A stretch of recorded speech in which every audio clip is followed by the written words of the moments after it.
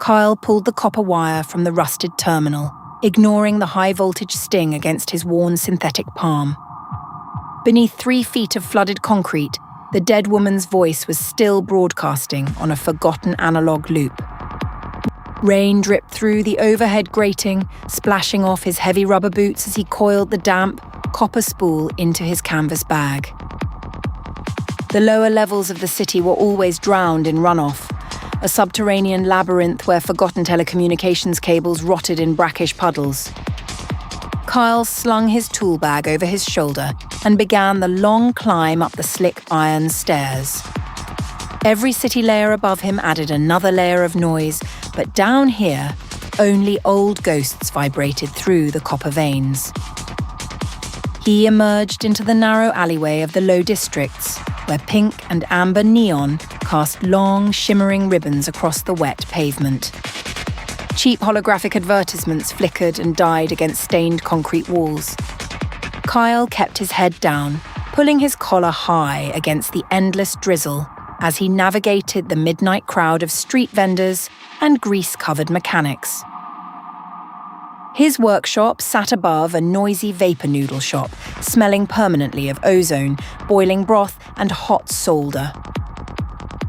Kael dumped his haul onto the cluttered workbench, brush clearing a space among stripped circuit boards and glowing vacuum tubes. The retrieved reel was small, encased in pitted brass that smelled faintly of salt water and old grease.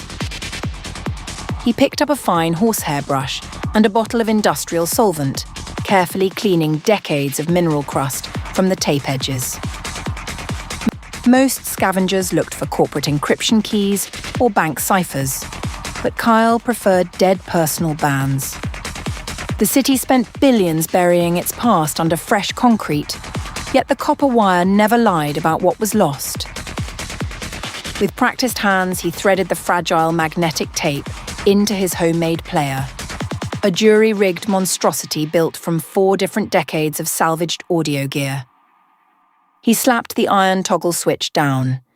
The electric motor whined to life, spinning the spools with a rhythmic clicking that filled the quiet, shadow-draped room with heavy static.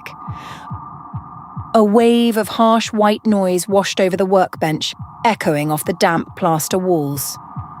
Kael adjusted the copper tuning needle, hunting for the buried resonance beneath the hiss.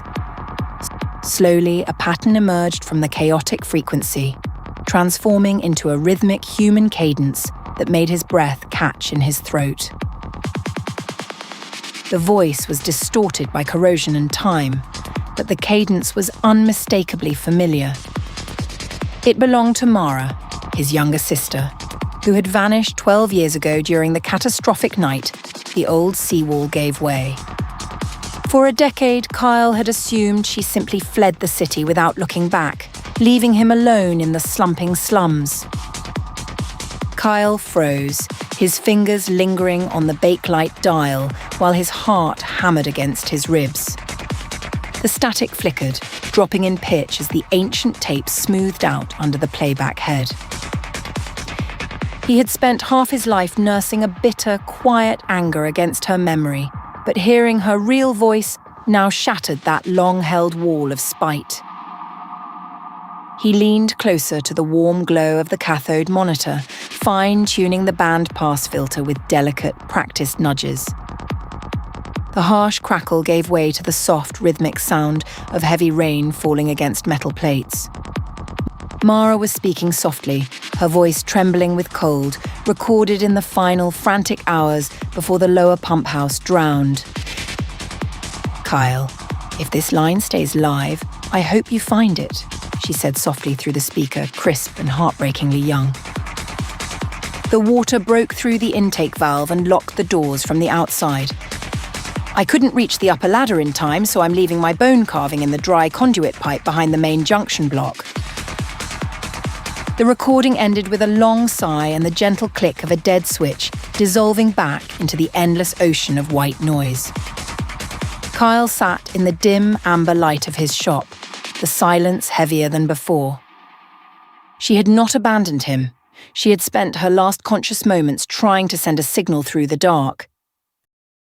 An hour later, Kael was back beneath the city, wading through knee-deep water in the abandoned pump room of Sector 9.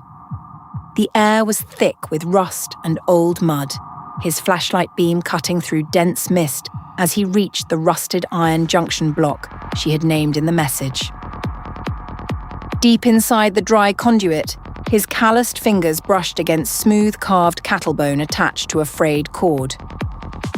He pulled the small pendant into the beam of light, wiping away 10 years of dust before pressing it tightly against his palm.